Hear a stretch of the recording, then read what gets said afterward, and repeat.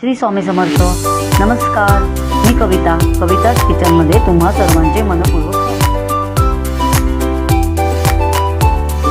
चला तर मंडळी, आज बनवूया शिराळ्याची भजी. तर बघा, त्यासाठी मी असा शिराळा घेतलेला आहे.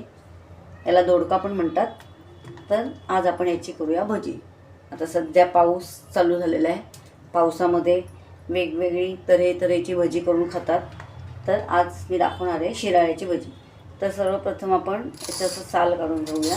वरचं म्हणजे हे जे असतं साल करकरीत ते काढून घ्यायचे. हे असं साल काढून घ्यायचं. मस्त छान लागते याची पण भजी, गरमागरम. आता अशा प्रकारे मी साल काढून घेते. तर बघा, इथे मी सालं काढून घेतलेली आहे. थोडंसं जरासं राहिलं तर चालतं, एकदम पण असं प्लेन करायची काही गरज नाही. केलं तरी चालतं, कारण हे सालं पण म्हणजे खाल्लं तरी काही हरकत नाही. कारण या सालांची आपण चटणी पण करू शकतो. मी तुम्हाला दाखवेलच कधीतरी. त्या सालांपासून चटणी करायची, वरच्या त्या सालांपासून. चला तर आपण आता याचे असे गोल गोल चकऱ्या करून घेऊया. बघा, आता आपण याच्या अशा चकऱ्या करून घेऊ.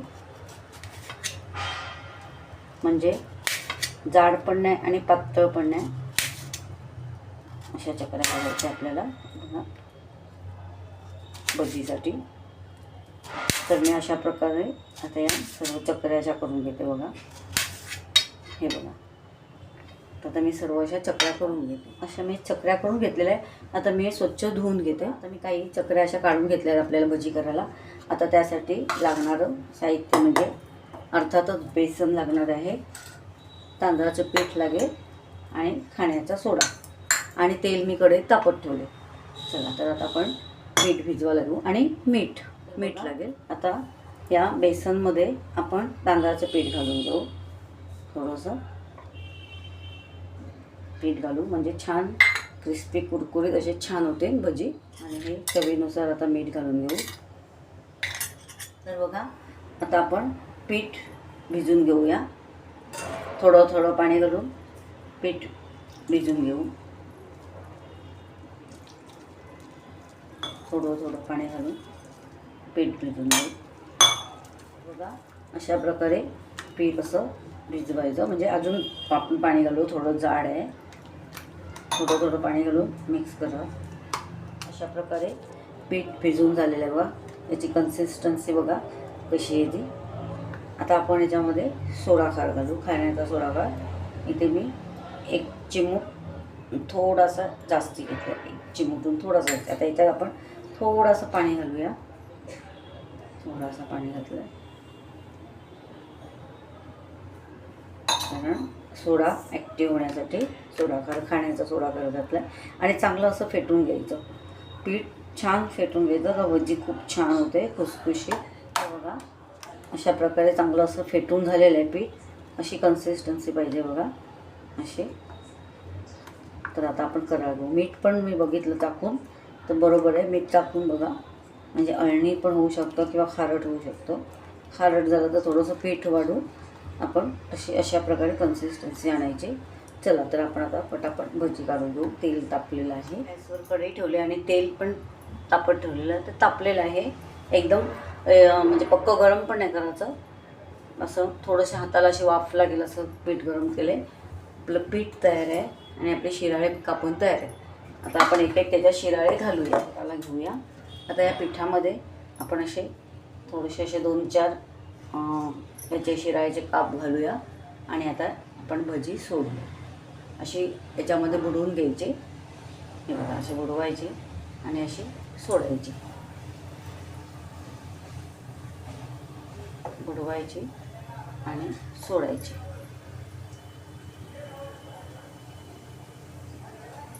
बुडवायची आणि सोडायची. हे बघा, अशा पद्धतीने अशी भजी सोडते मी.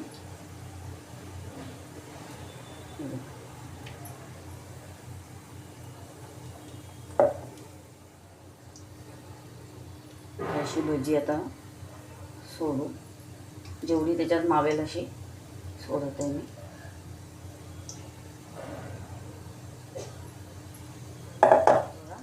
गॅसची फ्लेम आपण मीडियम टू लो केलेली आहे.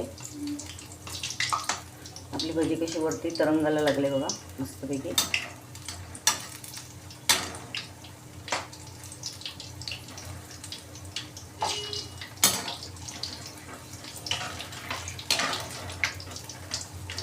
थोड्या चिकटल्या असतील तर अशा सोडून घ्यायच्या.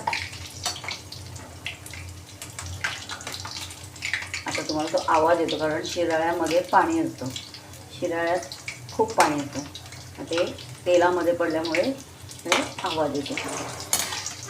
त्याला चांगली अशी फ्राय करून द्यायची, म्हणजे उलटून फिरून वगैरे सगळे दोन्ही बाजूने चांगली मस्तपैकी तळून घेऊ आपण.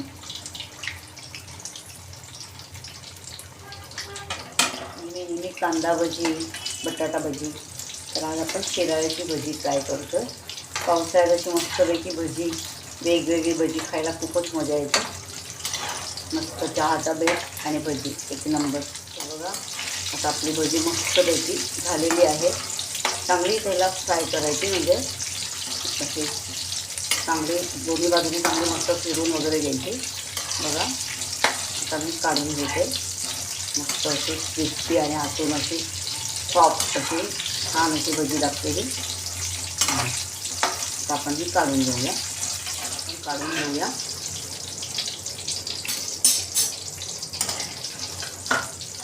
टिश्यू पेपर घ्यायचा आणि टिश्यू पेपरवर सर्व काढून घ्यायचं, मिसळून घ्यायचं. मस्त झालं क्रंची, खुसखुशीत, कुरकुरीत. आपण तांदळाचं पीठ टाकल्यामुळे ते खूप छान होते. मग तांदळाचं पीठ अवश्य टाका, त्याने भजी मस्त क्रिस्पी आणि छान लागते.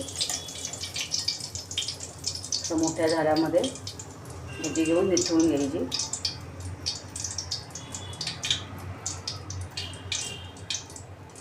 चला तर आपली भजी तयार आहे.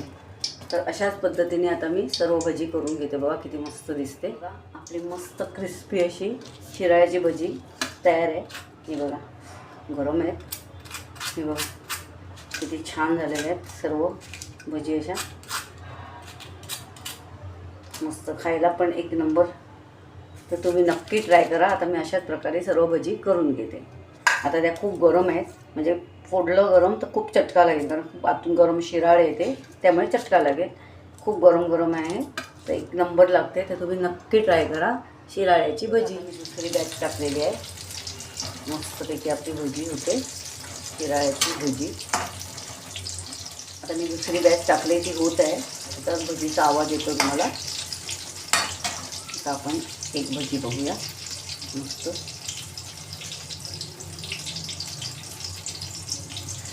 ही बघा किती मस्त अशी आहे, गरम गरम खायला. शिराळ्याची भजी बॅच काढूया.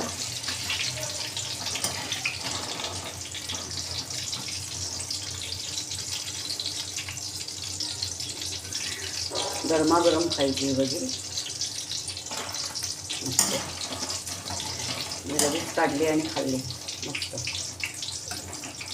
शिराळ्याची भजी. याचं बॅटर एकदम पातळ नाही करायचं, बरोबर कन्सिस्टन्सी दाखवली तुम्हाला त्याच प्रकारे करा, म्हणजे ती छान आवरण पण त्याचं वरचं चांगलं लागलं पाहिजे. पातळ केलं तर मग ते खूपच पातळ होईल, म्हणजे पातळ पण नाही जाड पण नाही, अशा पद्धतीने करायचं.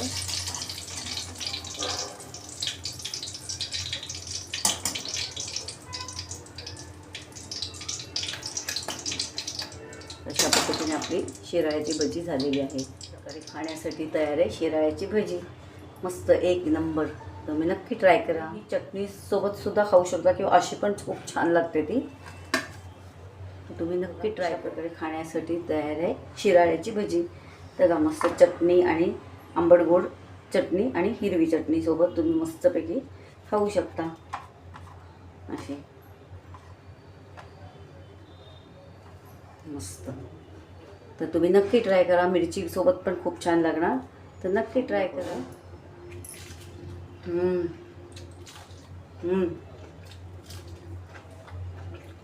मस्त. आतलं पण नरम सॉफ्ट आणि वरून कुरकुरीत क्रिस्पी एकदम एक नंबर झाले. तुम्ही नक्की ट्राय करा.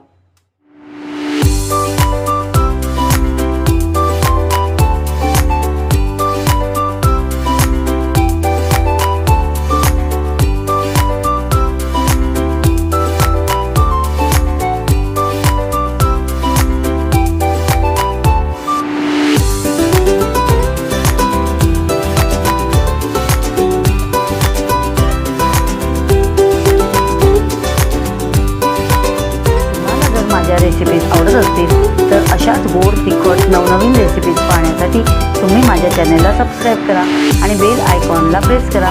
याने मी अपलोड केलेल्या रेसिपीज सर्वात आधी तुम्हाला पाहायला मिळतील.